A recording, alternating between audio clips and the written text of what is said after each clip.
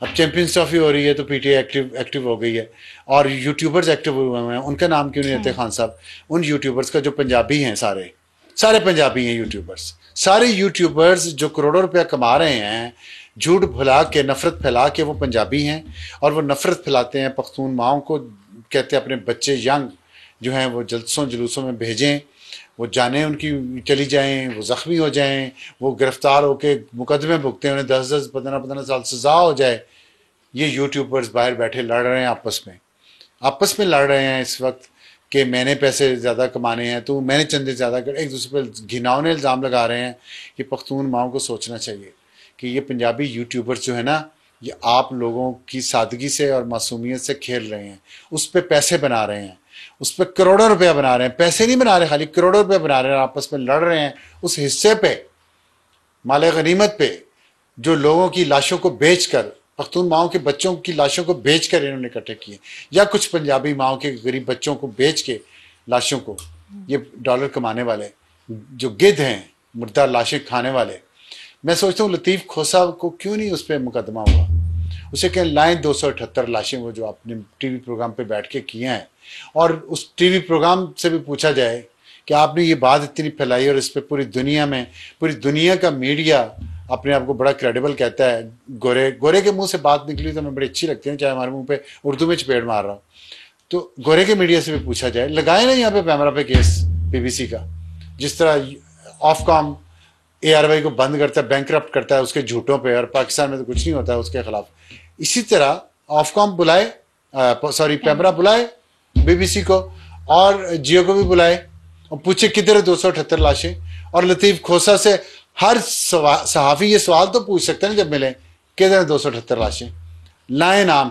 آپ تو اب 14 کے نام دے رہے ہیں. تو یہ جھوٹے مکار لوگ ہیں، ان کو اصل بات جو میں نے کرنی ہے نا، وہ ان کے بنانے والوں پہ کرنی ہے، جو آج بھی سروس میں بھی ہیں، ریٹائرڈ بھی ہیں، جو آج بھی تنخواہیں بھی ہمارے ٹیکسز سے لیتے ہیں اور پینشن بھی پاتے ہیں، انٹیلیجنس ایجنسیز میں بھی ہیں، جی ایچ کیو میں بھی ہیں، جوڈیشری میں بھی ہیں، میڈیا میں بھی ہیں.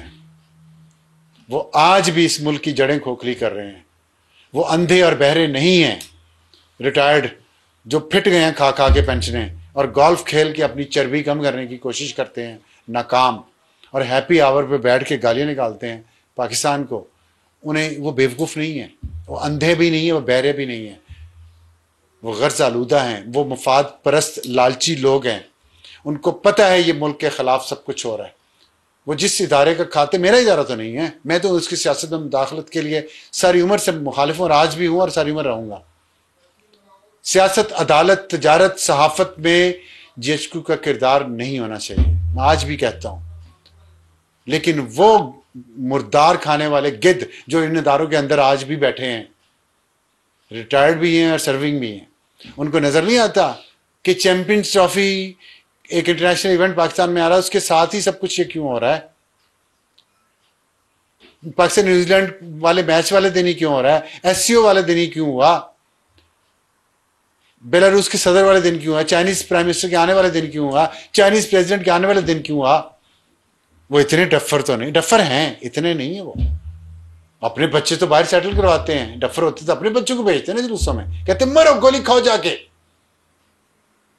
پختون ماؤں کے بچے کو گولی کھاتے ہیں، ان ڈفرز کے بچے کیوں نہیں گولی کھاتے نکل کے، جو آج بھی کنٹونمنٹ میں بیٹھ کے پاکستان کے خلاف سازشیں کروا رہے ہیں؟ ان کا صفایا ہونا چاہیے.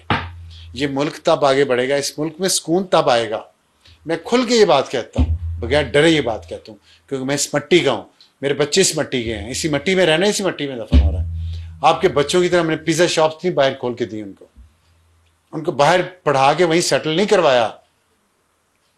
اور آپ کو پھر پینشنیں ملتی ہیں لاکھوں کی، آپ پھر اس سی ایم ایچ اور اے ایف آئی سی میں علاج کرواتے ہیں ہمارے پیسوں سے، آپ پھر ان گولف کورسز پہ جا کے گولف کھیلتے ہیں جو ہمارے ٹیکسز پہ چلتے ہیں، اور دنیا کے کسی ملک میں سرکاری پیسے پہ گولف کورسز نہیں چلتے سوائے پاکستان کے. آپ کا ضمیر آپ کو ملامت نہیں کرتا؟ آپ ٹی وی پہ بیٹھ کے گولف کورسز کو ڈیفینڈ کرتے ہیں، اور آپ ان ساری کاموں کو ڈیفینڈ کرتے ہیں. یہ ان کا جواب دے دیں مجھے.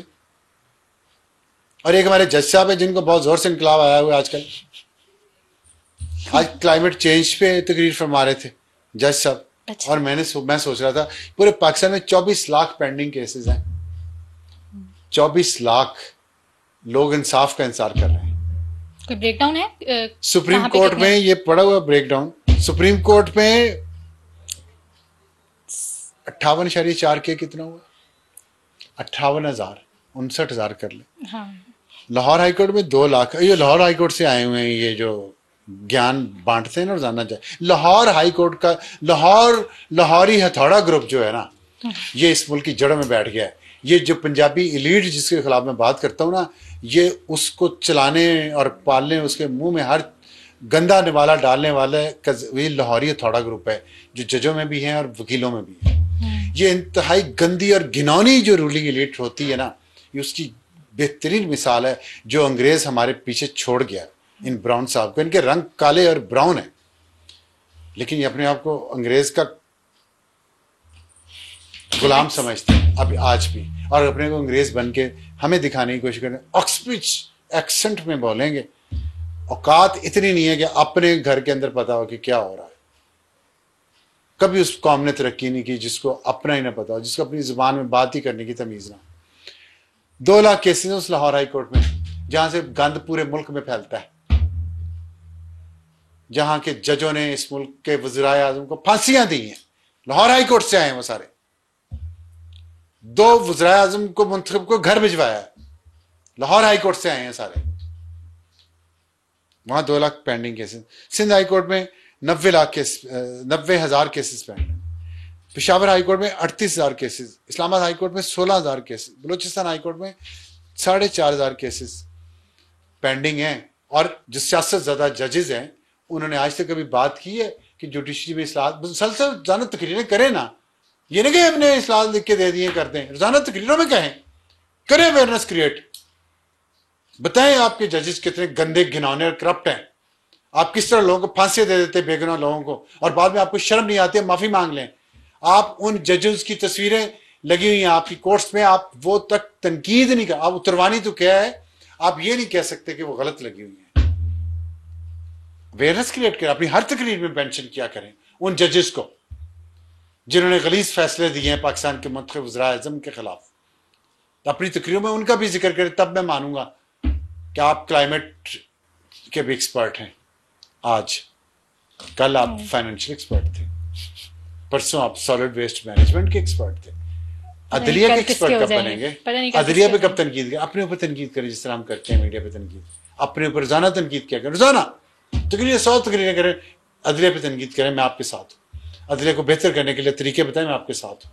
अपने जजेस को बुरा कहें जिन्होंने इस मुल्क की जड़ें हिलाई हैं, ऐसे मुनीर से लेकर आज तक. मैं आपके साथ हूँ. खाली एक काजी फाइजा के पीछे ना पड़े रहें, क्योंकि आप सियासी जमात के उसके वर्कर हैं. आपको जजी मिली हुई है सबको वकला तहरीक में कोई ना कोई खिदमत सर अंजाम देने पे. तो अब जाने दें, पूरा सच ना ही सुने.